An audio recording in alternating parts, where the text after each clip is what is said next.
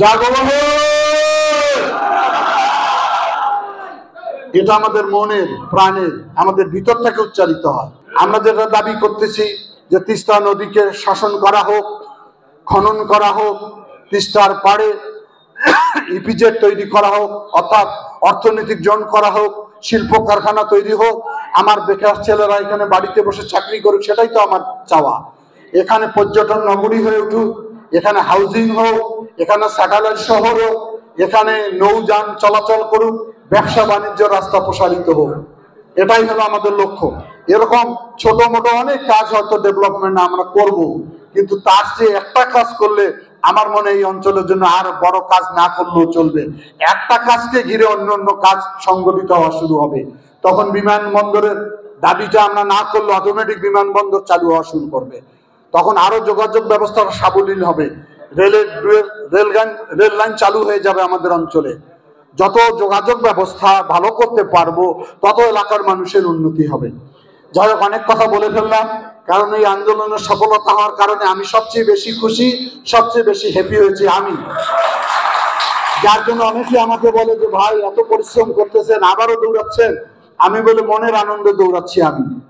আমার ডাকে যে এত বিশাল জনগোষ্ঠী সাড়া দিবে, 5 জেলার মানুষ, তারা যে রাত দিন চরের মধ্যে থাকতে পারবে, নিজের অর্থায়ন খেতে পারে, এটা অনেকেই বিশ্বাস করে নাই।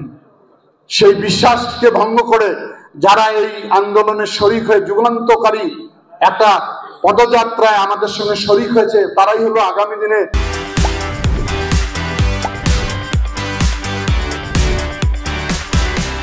এই অঞ্চলের বীর সেনানী।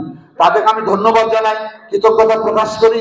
এইটাই হলো একটি আন্দোলনের ধারাবাহিকতার আজকের আর একটা কর্মসূচি, কিন্তু এটা একটা কর্মসূচির অংশ, কিন্তু এটাকে আমরা বন্ধ রাখবো না। আর আমাদের যে স্লোগান, এটা আমাদের অব্যাহত চালিয়ে রাখতে হবে। জাগো, এটা আমাদের মনের প্রাণের আমাদের ভিতর থেকে উচ্চারিত হয়। জাগো বাহে।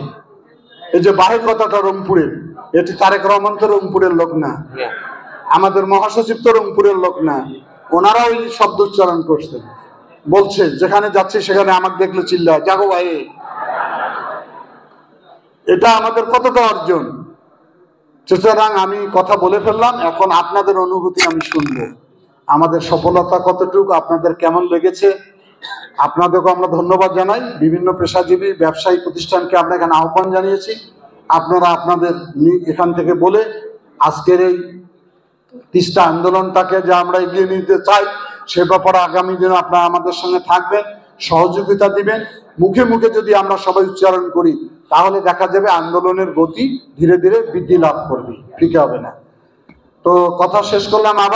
আবারও সবাইকে আমার পক্ষ থেকে, সব পেশাজীবী, সব ব্যক্তিকে, সব গোষ্ঠীকে আমি আমার পক্ষ থেকে অশেষ কৃতজ্ঞতা এবং ধন্যবাদ জানিয়ে কথা শেষ করলাম। আল্লাহ হাফেজ।